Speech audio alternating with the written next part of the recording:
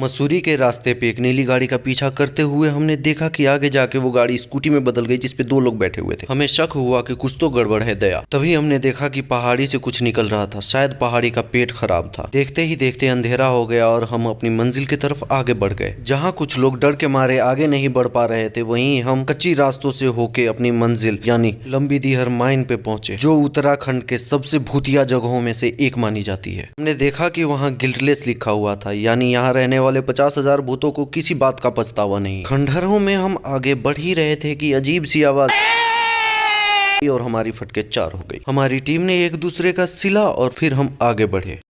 सीढ़ियां चढ़ते मुझे ऐसा लगा कि मैं किसी के बॉडी के ऊपर चल रहा हूँ और मेरा शक सही निकला कि सीढ़ियों पे फोम बिछाया हुआ था। वैसे तो कोई भाव नहीं देती, शायद कोई भूतनी ही पट जाए, इसलिए मैं पोज मारने लगा। अचानक से एक आवाज आई, एल्विस भाई।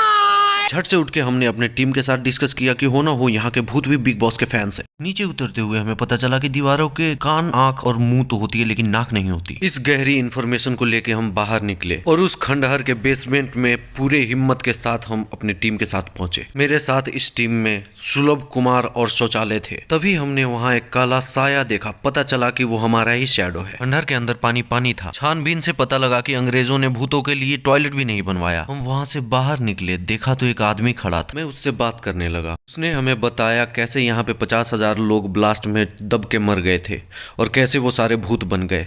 इतना बात करते करते वो अचानक से गायब हो गया। हमारी फटके फिर से 4 हो गई और हम वापस आ गए देहरादून की तरफ। रात के अंधेरे में पहाड़ियों से देहरादून ऐसे दिख रहा था जैसे तारे ज़मीन